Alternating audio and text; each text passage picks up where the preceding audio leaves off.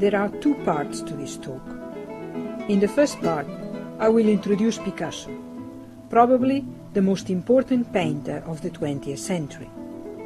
Using as reference 7 women that were significant in his life, I will show you a choice of images of works he did while he lived with every one of them. The first was Fernanda Olivier, a French model who later wrote an interesting autobiographical book about their relationship called Loving Picasso.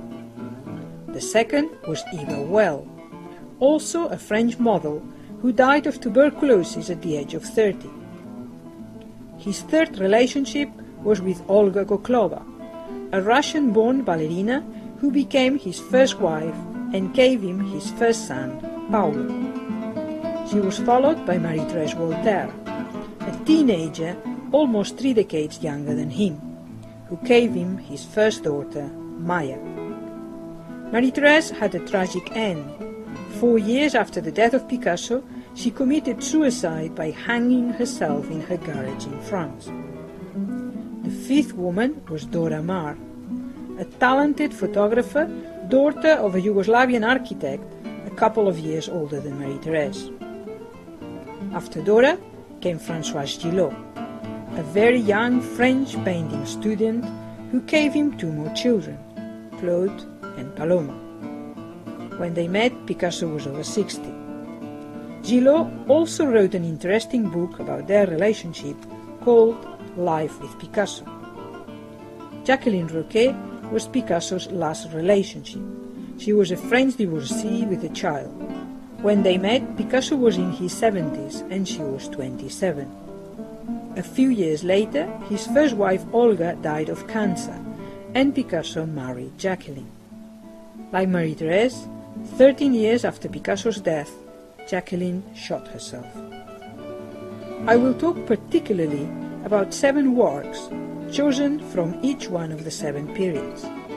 My choice includes 6 very well-known key paintings, as well as 4 etchings taken from the Vollard suite.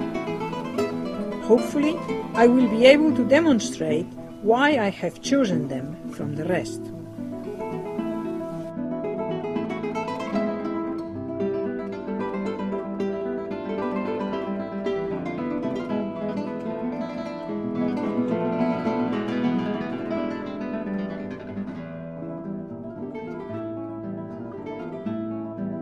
In the second part, I will give you the details of the bombing of the Basque town of Guernica, carried out by Hitler under instructions of Franco, the Spanish dictator. This massacre became the theme for Picasso's painting, which was commissioned by the Republican government to represent Spain in the International Paris Exhibition of 1937. I will comment on the making of this large monochromatic canvas, which, although portraying one particular slaughter, it has become an icon that symbolizes the atrocities of any war. Much has been said and written about Picasso, and as it is the norm with people that become famous, it is difficult to know what is true and what isn't. He was baptized with the name of Pablo, Diego, José, Francisco de Paulo, Juan Nepomuceno, María de los Remedios, Crispín, Cipriano, Santísima Trinidad, Ruiz, Picasso. He was born at home, in the Andalusian city of Malaga, in the last week of October. At first they believed that he was dead, because he was not breathing. But his uncle, who was a doctor, blew smoke into his face from the cigar he was smoking, and the child started to cough. In the year 1900, Picasso was 19 years old. His father was a professor of drawing at the art school in Malaga, and from a very early age he taught him drawing techniques that the boy learned very fast. Because of the father's job, Pablo's family had to travel from south to north of the peninsula, following the posts that were offered to him in various Spanish cities. So much moving made it very difficult for him to keep his friendship with other children, and he therefore learned to spend many hours alone, which he dedicated to painting and drawing.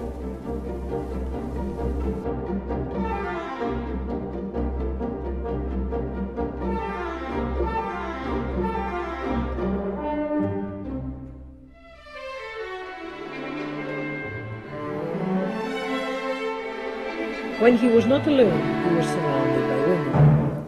His two sisters, Lola and Conchita, his mother, several aunts like Tia Pepa, as well as a maid.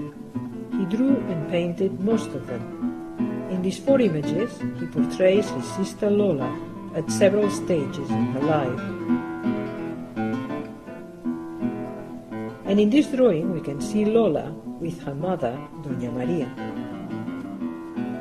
When he was 14, his little sister Conchita became seriously ill, and Pablo made an oath.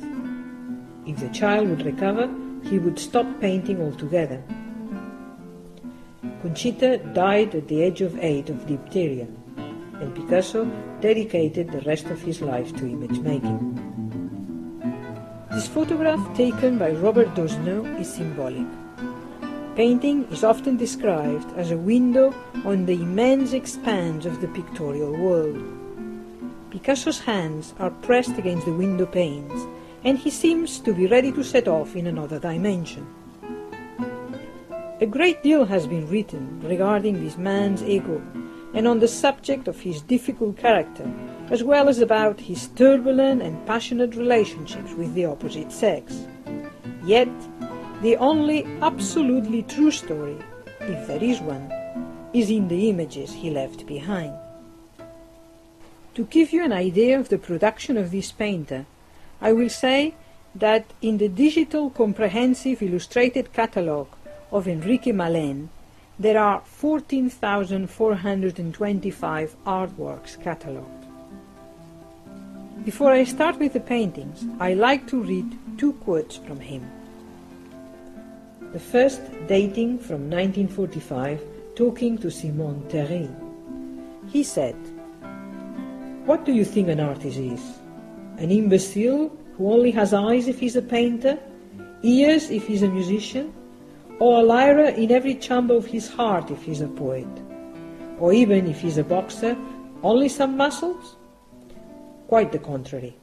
He is at the same time a political being, constantly alert to the horrifying, passionate or pleasing events of the world, shaping himself completely in their image. How is it possible to be uninterested in other men, and by virtue of what cold nonchalance can you detach yourself from a life that they supply so copiously?